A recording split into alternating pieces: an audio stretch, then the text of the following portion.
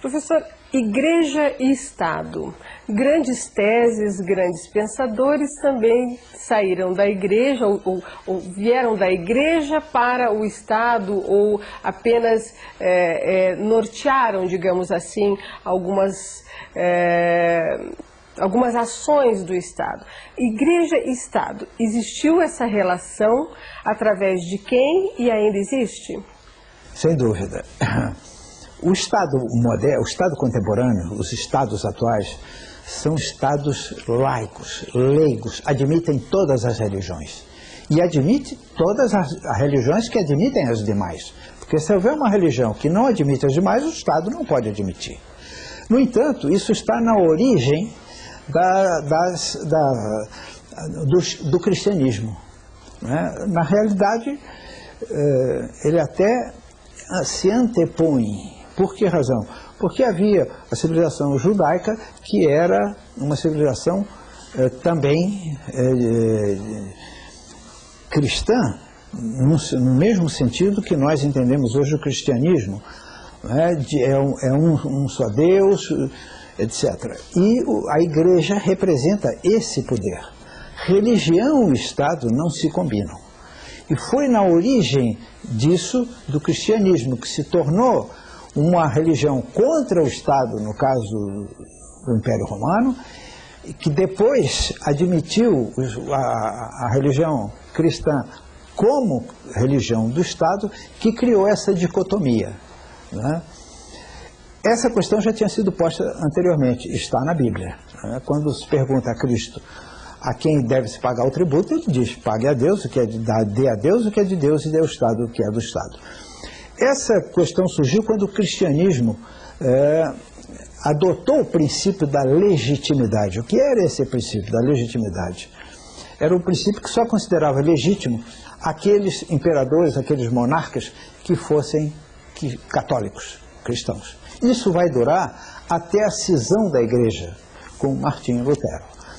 Toda a filosofia medieval até Lutero, quando a Igreja ainda está dividida, mas não a Igreja Ocidental, simplesmente a Igreja Oriental, Ortodoxa, Grega, Russa, etc., né?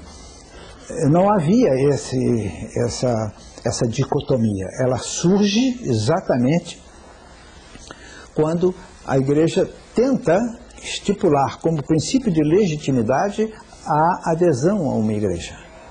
Isso vai gerar conflitos de natureza religiosa e de natureza civil. Esse problema só se resolveu quando o Estado se tornou um Estado leigo, como deve ser hoje, né? O Brasil mesmo passou por uma situação dessa natureza. A Constituição do Império de 1824, que regeu o Brasil durante 65 anos, de 1824 a 1889, prescrevia uma religião oficial do Estado, e dizia lá, católica, religião, a católica apostólica romana. Não se admitia outra religião, admitia-se desde que não tivesse cultos, desde que os cultos fossem internos e os locais desse culto não tivessem símbolos exteriores de outra religião, né? Então, o Brasil viveu sob essa situação. Não havia registro civil, o registro civil era religioso, não havia casamento civil, o casamento civil era religioso, isso vai dar problemas sérios depois na República, quando a igreja se separa do Estado. E no Brasil se separou muito tardiamente, porque só se separou com a proclamação da República. Mas isso ainda gerou problemas de natureza conflitiva. No caso do Império, isso aconteceu porque, havendo uma religião oficial do Estado, ela tinha que se subordinar ao Estado. E a chamada questão religiosa, com os bispos de Olinda e de Belém, o bispo do Pará e o bispo de Olinda, que se confrontaram com o Estado, foram submetidos a julgamentos, condenados e cumpriram parte da pena, porque eles não aceitavam a autoridade do Estado e que a igreja interferisse nos problemas do Estado, mas era uma igreja oficial. Então veja que a separação entre igreja e Estado é um princípio fundamental, né, do Estado democrático e do Estado de direito. São Tomás de Aquino deixou um legado. É um legado da igreja para o Estado, um legado positivo?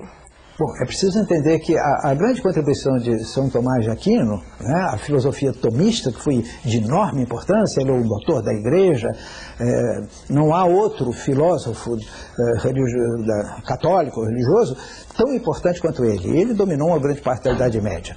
O que significou a obra dele? Significou conciliar a crença religiosa com o Estado.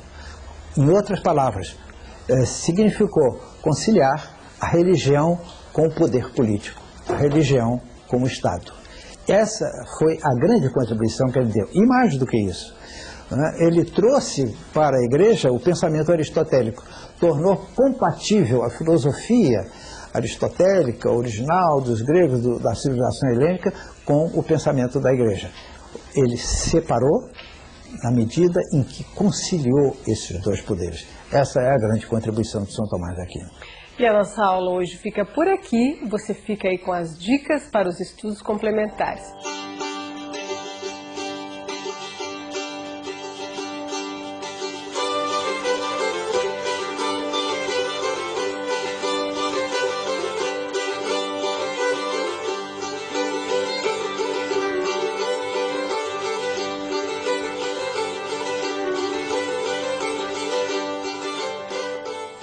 Até a próxima aula, professor. Até a próxima aula, Débora.